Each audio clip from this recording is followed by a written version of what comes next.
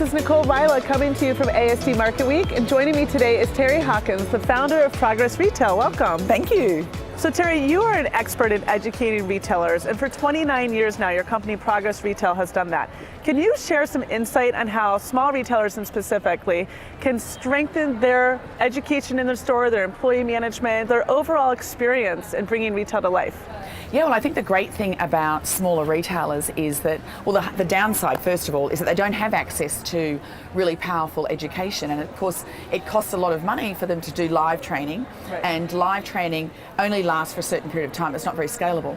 So the great thing about Progress Retail is that we can actually take that education to a one-off store, and they can provide their teams with sales training, communication skills, life skills. Yeah. So important. That sales training piece overlaps with that life piece, truly. But let's look specifically at that in-store sales training.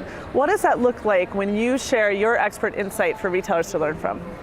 Well, the great thing about when it's a larger business is that we actually do a blended learning approach. So we actually do live training. Okay. And so we go to the businesses, but the best part is that when they finish the live training, they have access to our complete suite of programs online. So 24/7, you can have this casual prime timer, we call them. Yeah. They work in the prime time.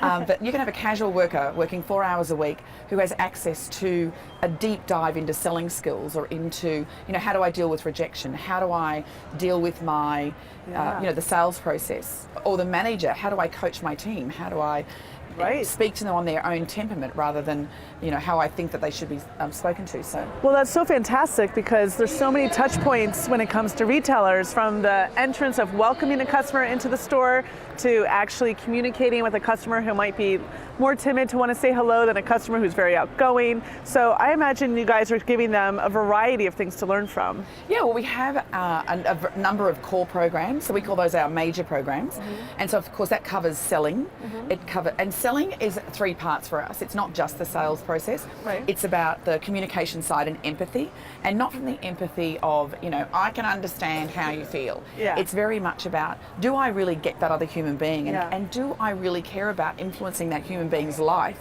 in this sliding doors moment of, say, 15, 20 minutes when they come into my store?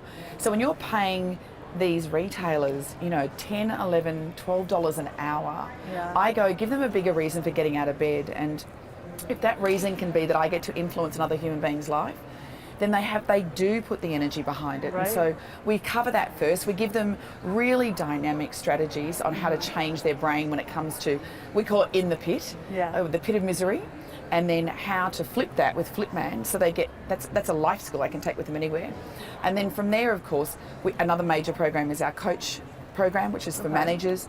We do a support centre program, and then we have a huge amount of micro programs. So for example, one of the micro programs in fashion retail, because we do a lot of verticals, is the change room.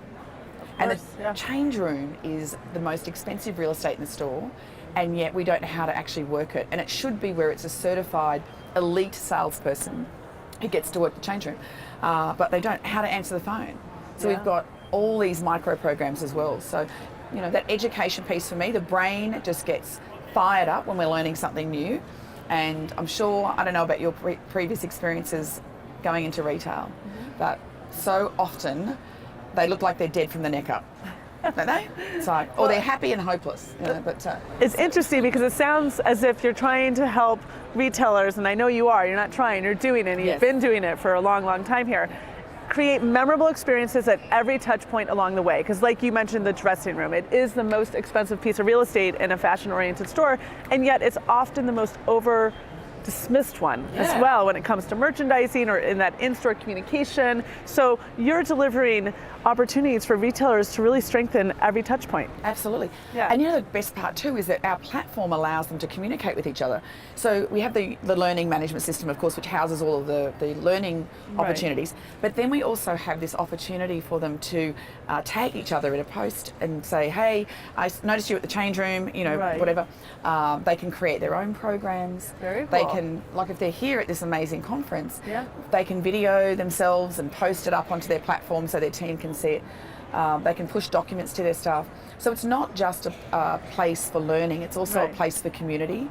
And I think when you're on your own, like a lot of these retailers, They want these bright, bubbly people to be on the floor, and then we put them on the floor and they're on their own forever. And it's like, hey, you know, if they haven't seen a customer for 3 hours, you've got to give them something to keep dynamic. Well, nowadays, customers can be connected with even when they're not in your store. And that front-facing employee is so valuable to any retailer's team. So we have to make sure that that front-facing communication extends beyond the four walls, so to speak. But omni-channel retail is a very real thing, so we have to make sure that exists. So if you could offer one piece of advice to retailers when it comes to strengthening that in-store specifically experience, what would it be? Well, obviously I'm going to say training, because it's a never-ending daily routine that I think that there's that wonderful phrase, where attention goes, energy flows. So whatever you give your attention to, you're going to create that energy. But I think the biggest thing would be just to lift them up. Like if you have a retail team, they get so little money and we want them to work so hard, and I go, just cup fill.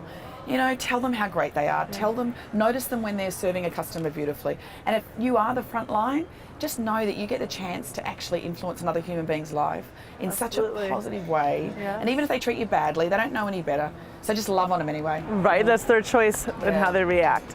Terry, it's been a pleasure talking to you. Thank you for joining us at ASD Live. Stay tuned for more expert interviews direct from the floors of ASD Market Week.